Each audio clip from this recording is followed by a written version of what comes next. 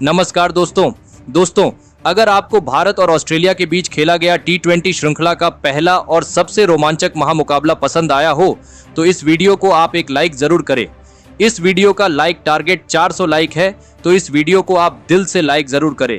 दोस्तों, भारत और ऑस्ट्रेलिया के बीच खेली जा रही 5 मैचों की T20 श्रृंखला के पहले और सबसे रोमांचक महामुकाबले में क्रिकेट इतिहास की 2 सबसे बड़ी टीमें एक दूसरे से भिड़ी।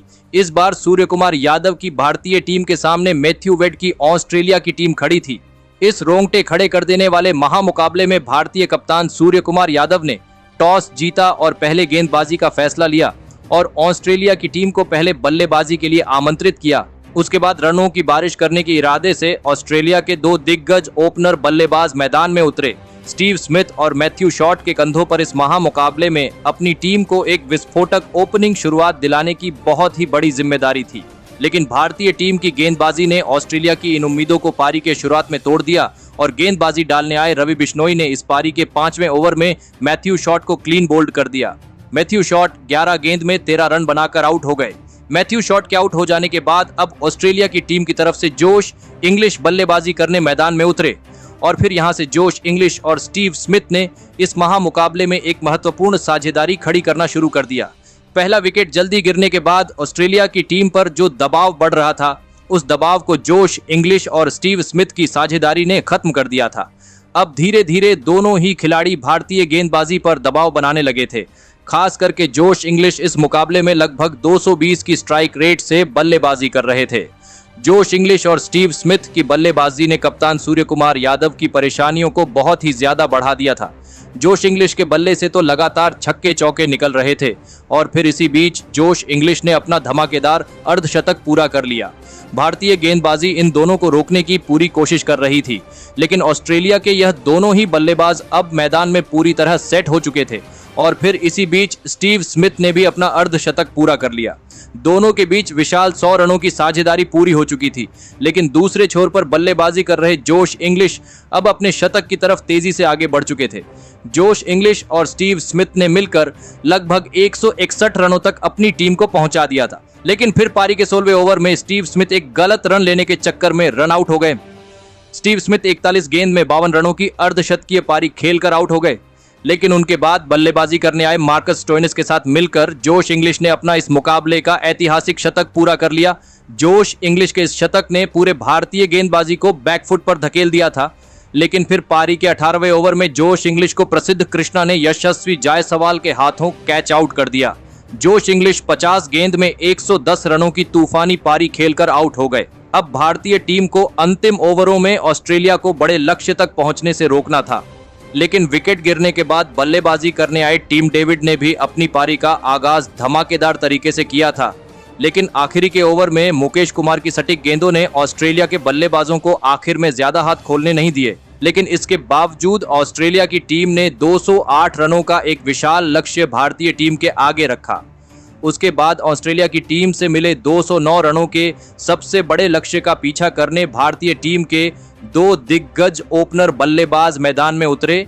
यशस्वी जायसवाल और ऋतुराज गायकवाड़ के कंधों पर इस महामुकाबले में इस बड़े लक्ष्य का पीछा करते हुए अपने टीम को एक विस्फोटक ओपनिंग शुरुआत दिलाने की बहुत ही बड़ी जिम्मेदारी थी, लेकिन ऑस्ट्रेलिया की गेंदबाजी से पहले ऋतुराज गायकवाड़ को यशस्वी जायसवाल ने ही रन आउट कर दिया। एक गलत रन लेने के चक्कर में ऋतुराज गायकवाड़ को विकेट गंवाना पड़ा। ऋतुराज गायकवाड़ बिना खाता खोले ही आउट हो गए। ऋतुराज गायकवाड़ के जल्दी आउट हो जाने के बाद अब ईशान किशन बल्लेबाजी करने मैदान में उतरे, लेकिन ऋतुराज गायकवाड़ को रन आउट करने वाले यशस्वी जायसवाल भी ज्यादा देर तक मैदान में नहीं टिक पाए और फिर पारी के तीसरे ही ओवर में यशस्वी जायसवाल को मैथ्यू शॉट ने स्टीव स्मिथ के हाथों कैच आउट कर दिया।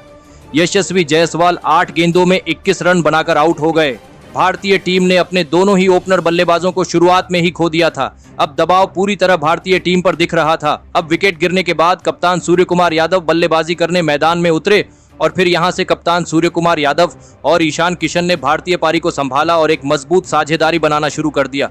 सूर्य कुमार यादव ने तो बिना वक्त जाया किए आते ही ऑस्ट्रेलिया की गेंदबाजी पर पलटवार करते हुए बड़े शॉट खेलना शुरू कर दिया और देखते ही देखते ईशान किशन और कप्तान सूर्य कुमार यादव के बीच अर्धशतकीय साझेदारी भी पूरी हो चुकी थी। इस महामुकाबले में सूर्य कुमार यादव और ईशान किशन ने अपनी टीम की वापसी करवा दी थी।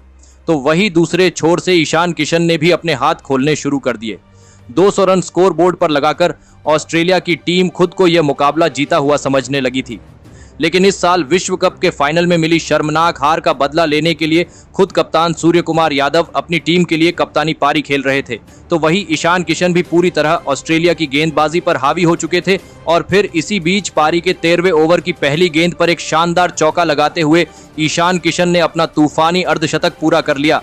ईशान किशन और सूर्य कुमार यादव ने भारतीय टीम को 134 रनों तक पहुंचा दिया था, लेकिन फिर अर्धशतक लगाकर बल्लेबाजी कर रहे ईशान किशन को तनवीर सांगा ने मैथ्यू शॉट के हाथों कैच आउट कर दिया।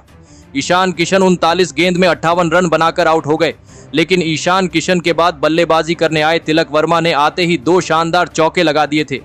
तो वही सूर्य कुमार यादव ने भी शानदार छक्का लगाते हुए अपना अर्धशतक पूरा कर लिया, लेकिन फिर तिलक वर्मा को भी तनवीर सांगा ने मार्कस स्टोइनिस के हाथों कैच आउट करके भारतीय टीम पर दबाव बनाना चाहा।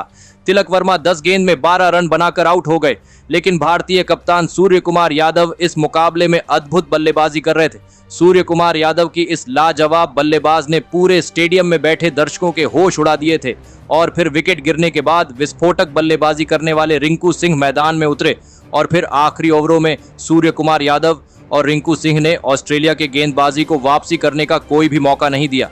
अब भारतीय टीम को आखिरी 3 ओवरों में 20 रनों की आवश्यकता थी, लेकिन फिर शतक से केवल 20 ही रन दूर खड़े कप्तान सूर्य कुमार यादव को जेसन बेरेंडोफ ने एरोन हार्डी के हाथों कैच आउट कर दिया।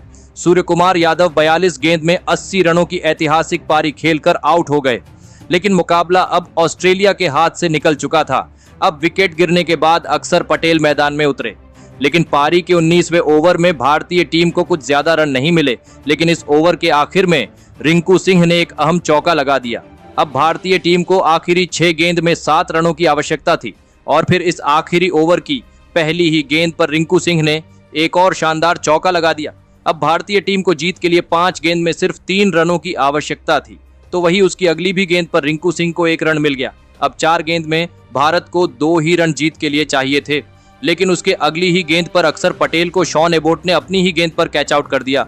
अक्षर पटेल 6 गेंद में सिर्फ 2 रन बनाकर आउट हो गए। अब भारत को 3 गेंद में 2 रन चाहिए थे। सभी की धड़कनें बढ़ चुकी थीं, लेकिन उसके अगली भी गेंद पर रवि बिश्नोई रन आउट हो गए। लेकिन अब रिंकू सिंह स्ट्राइक पर आ चुके थे। सभी को रिंकू सिंह से उम्मीद थी, लेकिन इस ओवर की 5वीं गेंद पर 2 रन लेने के चक्कर में नए बल्लेबाज अर्शदीप सिंह रन आउट हो गए, लेकिन भारतीय टीम को 1 रन मिला। और अब आखिरी गेंद खेलने के लिए रिंकू सिंह स्ट्राइक पर थे और फिर रिंकू सिंह ने आखिरी गेंद पर अपने ही अंदाज में एक शानदार छक्का लगा दिया और भारतीय टीम ने इस रोंगटे खड़े करने वाले मुकाबले को 2 विकेट से अपने नाम करते हुए इस 5 मैचों की T20 श्रृंखला में पहली जीत हासिल कर ली। रिंकू सिंह ने अंत में गजब की बल्लेबाजी करते हुए 14 गेंद में 22 रनों की पारी खेली, लेकिन भारतीय टीम को इस मुकाबले में जीत दिलाने में सबसे बड़ी भूमिका निभाई कप्तान सूर्य कुमार यादव की बल्लेबाजी ने। विश्व कप में खराब प्रदर्शन करने वाले सूर्य कुमार यादव ने इस T20 के फॉर्मेट में क्यों उन्हें विश्व का सबसे बेहतरीन बल्लेबाज माना जाता है, यह इस मुकाबले में सभी को साबित करके दिखाया। सूर्य कुमार यादव ने 42 गेंदों में 4 छक्के और 9 चौकों की बदौलत 80 रनों की तूफानी पारी खेली और इसी के चलते भारतीय टीम अंत में ऑस्ट्रेलिया की टीम को हरा पाई। तो दोस्तों, आप सूर्य कुमार यादव की करिश्माई बल्लेबाजी के लिए उन्हें 10 में से कितने अंक देना चाहेंगे? आप अपनी राय नीचे कमेंट में देना बिल्कुल भी ना भूलें। धन्यवाद।